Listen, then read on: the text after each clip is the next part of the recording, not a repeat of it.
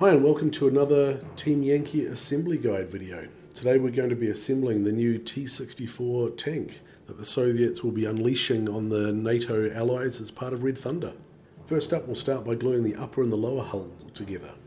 If you just run a bead of glue along the top surfaces of the lower hull,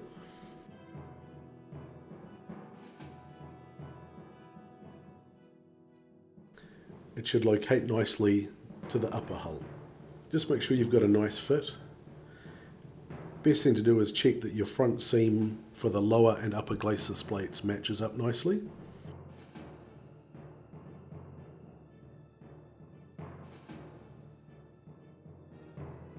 Next we'll be attaching the rear hull. Once again, there's a nice surface here, you can just run a bead of glue around it and then drop the rear hull piece in.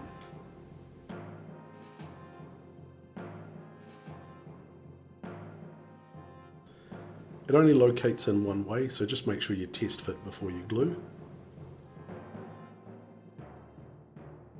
With that complete, we'll move on to the fuel drums. Now, the fuel drums, if you look closely, you'll notice have some little buckles on them. That's from the bands holding them in place. Those should be pointing towards the back of the tank. Now, if you put a bit of glue on the contact points, the fuel drums will then locate at the rear of the tank. Now there's no hole to glue them into, that's because you can choose to not have these on if you prefer. So just take your time, make sure you place them as far back on the hull as you can and in the centre.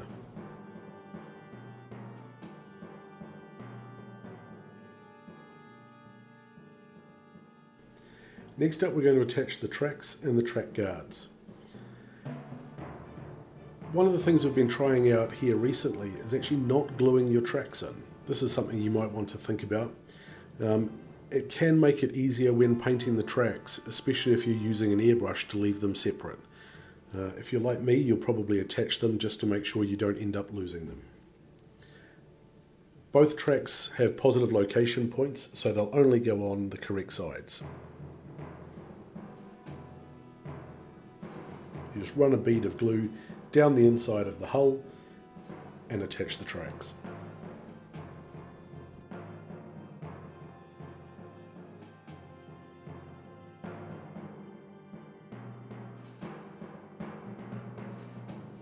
Next up we'll attach the guards or skirts.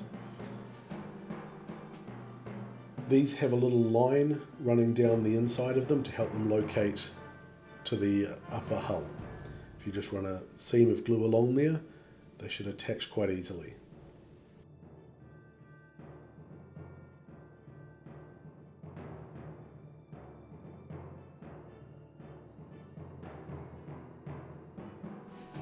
Take care to make sure the front end of the skirts matches nicely with the curve of the front mud guards.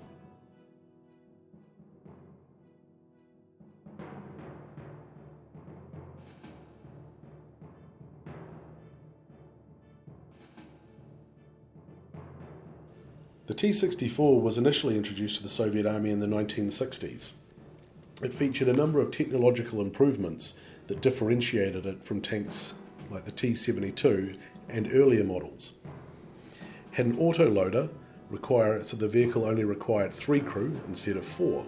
It was also smaller and lighter than the T-72. The T-64 was really only reserved for premium Soviet units. So if you're fielding one in Team Yankee, your force must be destined for success.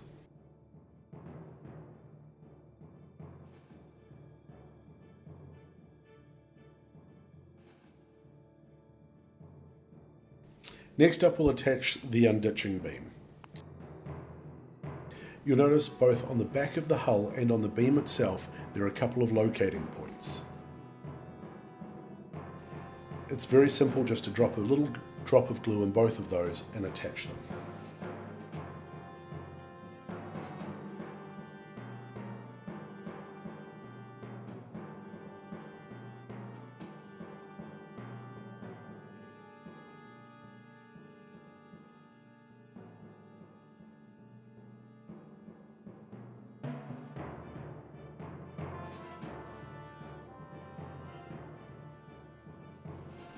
With the hull complete, we'll move on to the turret. I start by taking the upper turret and running a bead of glue around the interior. You'll notice there's a convenient ledge to run it along.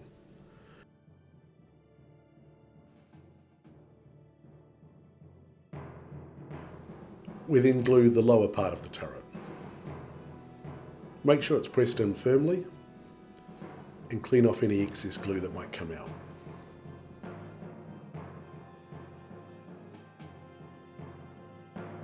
From here we'll attach the main gun.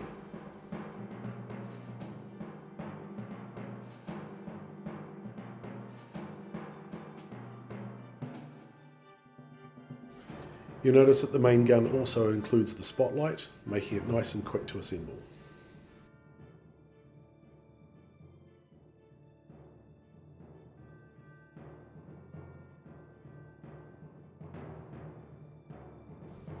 Next we'll glue on the stowage box and snorkel. The stowage box has a little seam on the interior of it that you can glue, as well as a little locating point that attaches to the rear of the turret.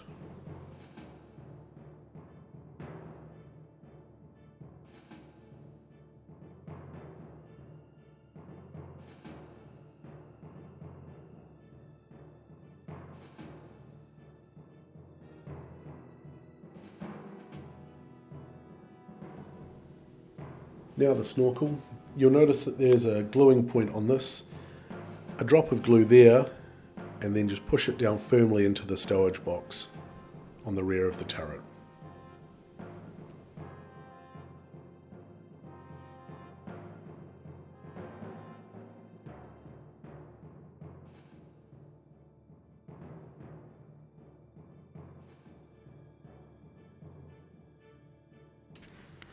Next we'll attach the smoke dischargers.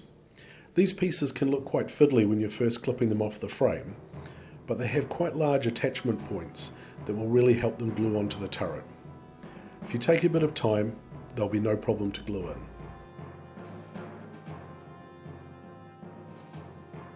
The two smoke dischargers have different sized backing plates. This will make it easy to make sure you get them in the correct sides.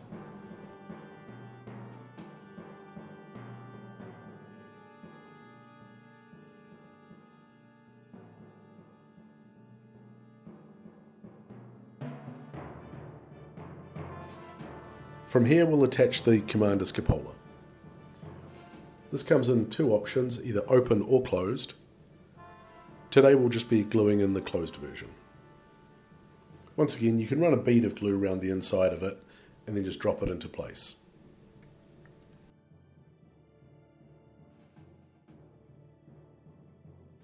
The commander's hatch is forward opening, so if you're gluing in the open version, it should be pretty easy to make sure you've got it oriented the right way.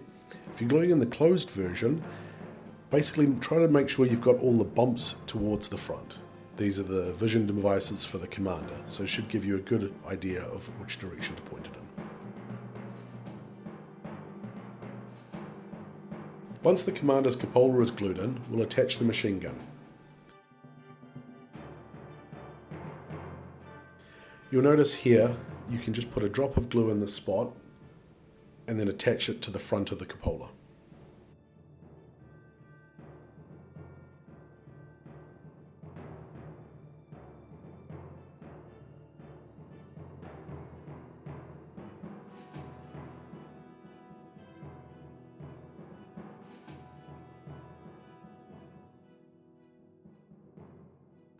With the machine gun attached, the turret's basically complete. All we need to do is put a turret pin or magnet and your tank will be ready for the battlefield.